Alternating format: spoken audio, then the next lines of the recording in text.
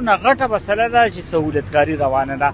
دغه سهولتکاري چې څو پورې نی ختمه شوې په پاکستان دننه د پاکستان غداران چې کوم دي هغه د پاکستان دشمنانو سره یو ځای شوي دي او په پاکستان دننه دغه حملې دغه واقعیت چې کومې مخې ته راځي دا زه خو داسې ګڼم چې پکار دا ده چې پاکستاني فوج او پاکستاني ادارې او پاکستاني حکومت د پاکستان دننه چې کوم سهولتکاري کوي د هغې خلاف د اکشن واخلي. یقین وساتئ چې دغه مسایل به ډېره حده پورې ختمه شي.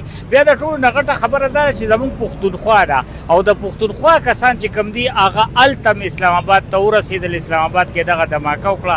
نوښار سره د هغې تعلق دی، زموږ خیبر پښتونخوا سره د هغې تعلق دی. نو په خیبر پښتونخوا کې داسې سهولتکار موجود دي چې هغه د دغه سهولتکارو نه پیدا اخلي، هغوی لیږي پنجاب ته، اسلام آباد ته او په خیبر پښتونخوا کې دغه واقعیات روان دي. زما د سوال جواب الریډي تا ورکړ، خو بیا خو هغه خلک و چې دا د کمې راځي، دا څنګه راځي، بارډر یې خو سیل دي، نو تا د خبرو کې خو بیا ورته څه بارډر سیل دی، دې کې هېڅ شک نشته.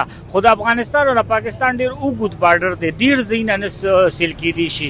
خو بیا مو رابطې چې کومې دي که هغه دهشتګرد یا هغه کسان رابطې کوي نو سهولتکار دلته موجود دي. ټیلیفون خو دا زما په خیال باندې یا واټساپ هغه خو په بارډر باندې نه راتېرېږي، هغه په هوا کې راځي. هم هغه خلک هغوی ته لارې ښیي، ځایونه ورته ښیي کوم دی چې زیات ضروري. تاسو وګورئ نن په جومات کې لکه جومات کې دې کې خو نه اسلام شته، نه دین شته، نه پښتو شته، نه غیرت شته، نه ایمان شته، هېڅ خبره نه ده چې ته ورځې او په یو جومات کې او د مانځه په وخت کې او په سجده کې بیا ته دغسې دماکې کې. نو سهولتکاري بالکل موجود ده، په دې صوبه خیبر پښتونخوا کې موجود ده، د پاکستان په نورو ځایونو کې به هم وي، خو دلته ډېره زیاته ده. د دغه سهولتکارو خلاف چې څو پورې اکشن نه اخیستی شوي او داسې اکشن چې هغه د نورو خلکو لپاره عبرت جوړ کړي، نو تر هغې پورې دا مسلې نه ختمېږي.